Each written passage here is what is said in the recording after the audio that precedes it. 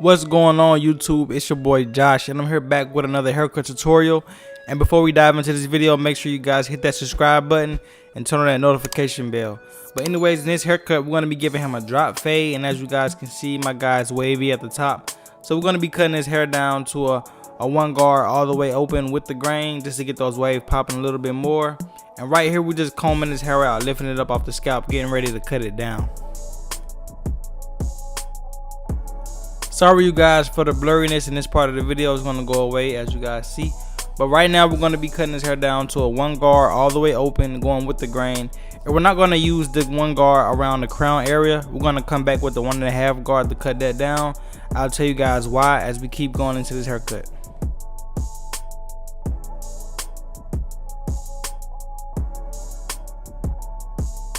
So the reason why I'm using the 1.5 in the crown area is because we want to make sure that we keep it thick.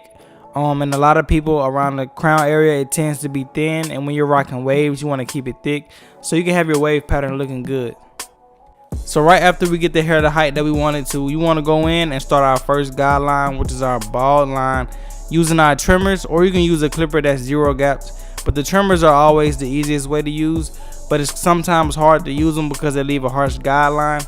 So after we set in this guideline, we're going to go back and we're going to hit the bottom of the line with the clippers flipped upside down, the opposite way that we used to set the guideline in, to soften it up a little bit so we can come back with our clippers so that line will be easier to get out. So right here, as you guys see, I'm hitting the bottom of the line, and as you can see doing a drop fade, I dropped it down pretty low in the back. This is how you want to drop it in the back when you're doing a drop fade, so when you're done it has a dark look towards the bottom of the back of the head, creating that drop fade look.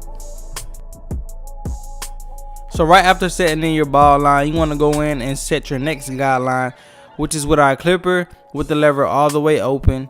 Now don't get me wrong, everybody starts their next guideline different. Some people start off with a number 1 guard and work their way down, but the easiest for me is to start off with the clipper with the lever all the way open, going up about 1/2 inch, making sure that the line is parallel to the first guideline that we created with our trimmers.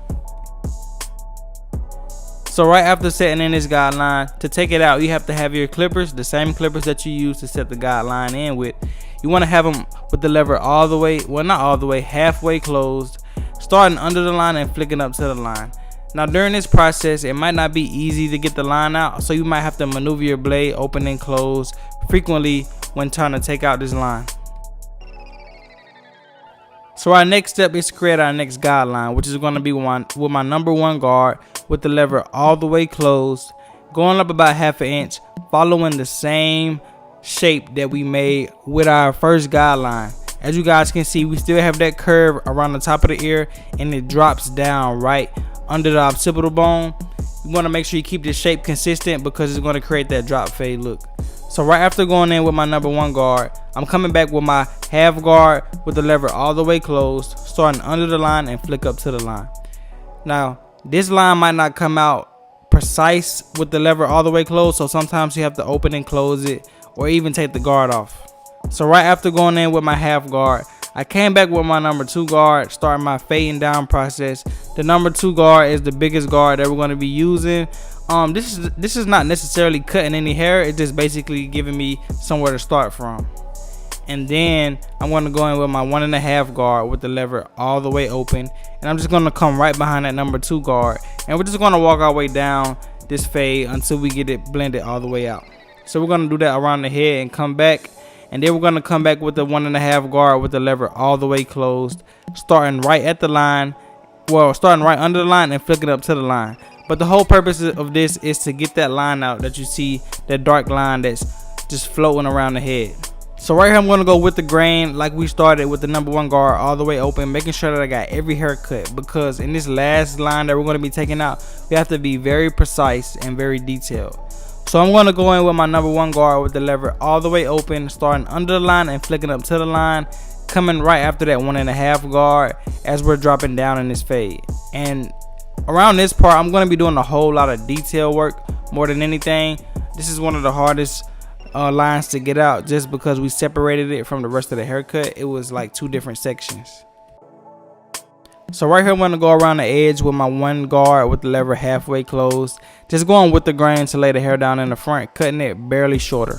And like always on every cut, I go in and prep with holding spray, and I lock it down with my blow dryer on cold air, and I'm just brushing the hair down to get it to lay down perfectly and to lock in. And to do our lineup, we're going to be using my Babyliss Gold Effects trimmers, as you guys see me use earlier in the video. Gives out super sharp lines, and right here I'm just going to let you guys sit and watch.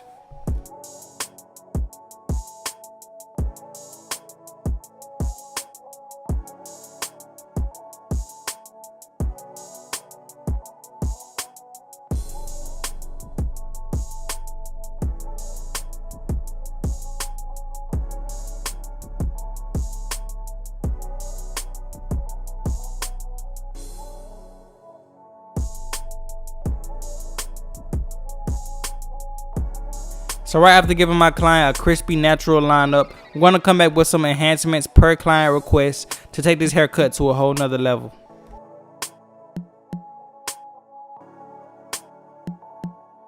As you guys can see, we're getting just about done with this haircut. Right now I'm just going in behind the hair fibers and lining it up to make sure that we got it in place where we want it to be and not all over the forehead. We want to make sure that we clean the forehead off, and right after doing that, we're going to go in with some holding spray to lock it in, and we want to make sure that you brush over it to make sure that it's not going to come out. As you guys can see, I just brushed it as I'm blow drying. It's locked in and it's not going nowhere, and we're about to just come behind it with the trimmers and give it a nice crispy lineup. We're just about done with this haircut. Don't click off of it yet because I want you guys to see the full 360. And right here we're just going to be cleaning up his face, getting all the extra little hairs off that he don't want, keeping his chin hair, and we're going to be getting his mustache right.